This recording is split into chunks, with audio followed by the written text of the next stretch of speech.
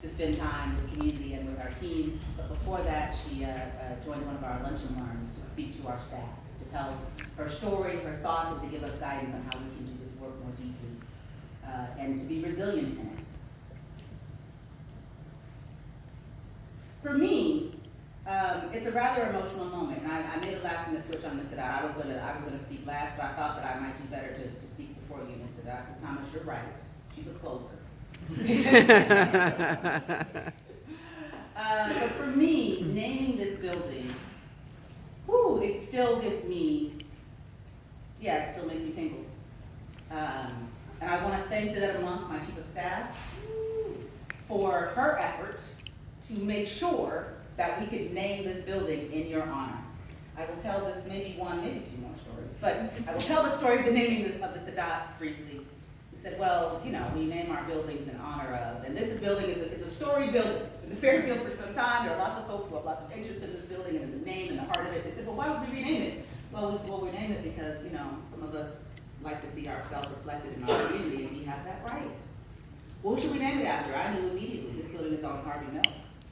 The programs in this building are intended to serve Black, queer women and others. We will call this building the Kathleen Saadat.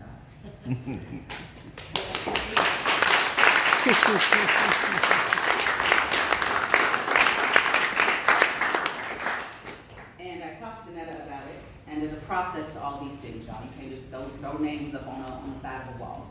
But I was going to be down here with my can of spray paint if need be. Janetta, on the other hand, said, I got it. I'll go through the process. And she did.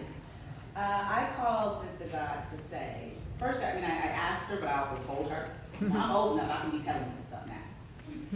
Sometimes. And I said, hey, we're going to name this building after you, if that's all right with you. And y'all, I was really excited about making this call, because here's what I knew, Thomas. I thought that I could make her speechless. And I don't think it's ever been done before. Kathleen, like me, is a talking talker. In that moment, y'all, she got quiet. And I almost wish I had done it in person so I could have seen your face, but I felt her come on the phone. And she said, and we talked a little bit more about what that meant and how we go about naming this building in her honor. Before we got off the phone, y'all, she said this to me, and I hope you remember this. She said, it's okay if it doesn't happen. And I paused and I thought, what does that mean? It's okay, but was my reaction. This sister, my queen mother leader, was letting me off the hook. We have been disappointed so many times, Ms. Antoinette, in our own community, by our own folks and those who are responsible for working for us, providing for us, and seeing about us. Been that which is rightfully ours been taken from us in broad daylight. Commitments made to us, folks walk away from like they never said nothing. And in that moment, she was letting me know that I appreciate the honor and the love of what we're trying to do. And if it doesn't happen, it's okay. Y'all, at that very minute, I called Janetta and insisted that we get this done. Because absolutely not. Imagine what it means for us to know that we're not going to get ours. If we get ours, it's by happenstance, or it's lucky, or it's a fluke. That's what it means to be a sister in this community. We don't get ours because we work for it. We don't get ours because it's rightfully ours. We don't get ours because others got theirs. We get ours because we insist upon it, because we demand it, because we go get it, and now it's my turn to go get it from my sister.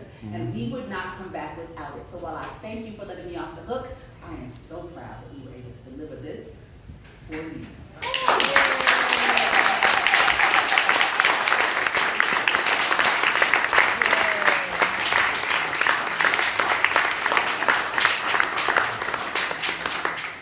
So in this room full of folks that love her like I do, well, not like I do, I love her real bad. I'm delighted that we are able to honor you in this way. I am delighted that you are still moved by this. And I appreciate your example to me. That is one of saying what needs to be said whenever you decide to say it, not because you are unafraid, but because you do it anyway. I don't do this work because it doesn't scare me. I don't do this work because people like me. I don't do this work because I get praised for it. Not for any of those things, because it needs doing. And I appreciate the example of that.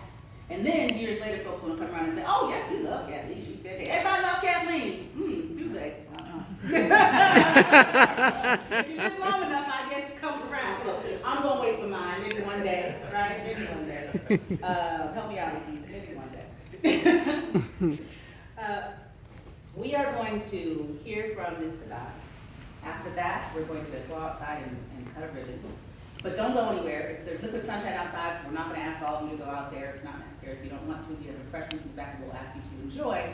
And then, please stay with us because we have a surprise. We're going to come back in after we got that ribbon. We have a surprise for all of you, so don't go nowhere.